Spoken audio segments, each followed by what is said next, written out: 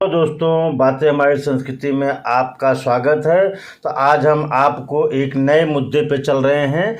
नए टॉपिक लेके आया हूँ आप लोगों के सामने कि विश्वामित्र ने किस राजा को सशरीर स्वर्ग में भेजने का निश्चय किया था। तो मित्रों, वह राजा कोई और नहीं, भगवान राम के वंशज थे।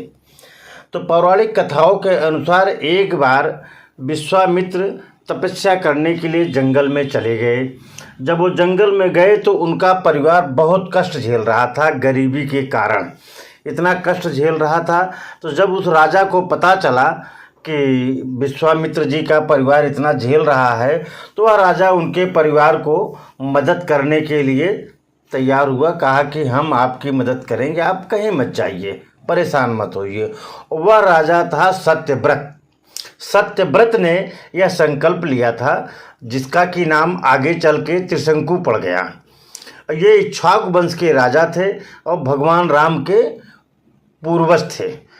तो इनको विश्वामित्र ने सशरीर स्वर्ग भेजने का निश्चय किया था। तो चलिए, इसकी कहानी क्या है मैं आपको बताता हूँ। कि एक बार की बात है, त्रिशंकु मतलब सत्यव्रत ने ऋषि वशिष्ठ को यज्ञ कराने के लिए प्रार्थना किया कि आप यज्ञ करिए, जिससे कि हम सशरीर स्वर्गलोक जा सकें। तो वशिष्ठ ने ये प्रार्थना स्वीकार नहीं किया, कहा ये नियम विरुद्ध है, इसलिए हम ऐसा नहीं करेंगे। इसके बाद त्रिशंकु ने वशिष्ठ के पुत्रों के पास गए कि भाई, आप हमारी ये शर्त है, ये बात मानिए, हमें वहाँ तक जाना है, सशरीर जाना है। लेकिन वो भी नहीं हुआ और उन्होंने इनको श्राप दे दिया कि जाओ, तुम चंडाल हो जाओगे। इसके बाद त्रिशंकु विश्वामित्र के पास गए और अपनी इच्छा प्रकट किया कि हमें सशरीर स्वर्ग को जाना है। तो विश्वामित्र ने बहुत से ऋषियों को बुलाकर यज्ञ करने का निश्चय कर लिया।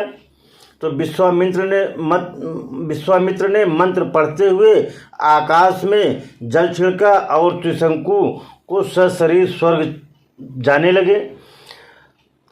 जब जाने लगे तो स्वर्ग में पहुंचने के बाद इंद्र ने त्रिशंकु को वहां से वापस धकेल दिया। जब यह जानकारी विश्वामित्र को हुई तो विश्वामित्र ने त्रिशंकु को वहीं रोक दिया और विश्वामित्र ने उसी जगह पर अपने तप के बल पर एक नया स्वर्ग बना दिया। इस स्वर्ग में नया तारा और दक्षिण दिशा में सप्तर्षि मंडल को भी स्थापित कर दिया और वहाँ ब्रह्मा को भी स्थापित कर दिया। तो विश्वामित्र ने जब नया इंद्र भी बना दिया, इससे इंद्र भगवान बहुत परेशान हो गए। तो सभी देवता मुनि मिलकर विश्वामित्र से अनुनय विनय करने लगे कि नहीं, ऐसा मत करिए, यह नियम विरुद्ध है, ये गलत होगा। तब विश्वामित्र मान गए।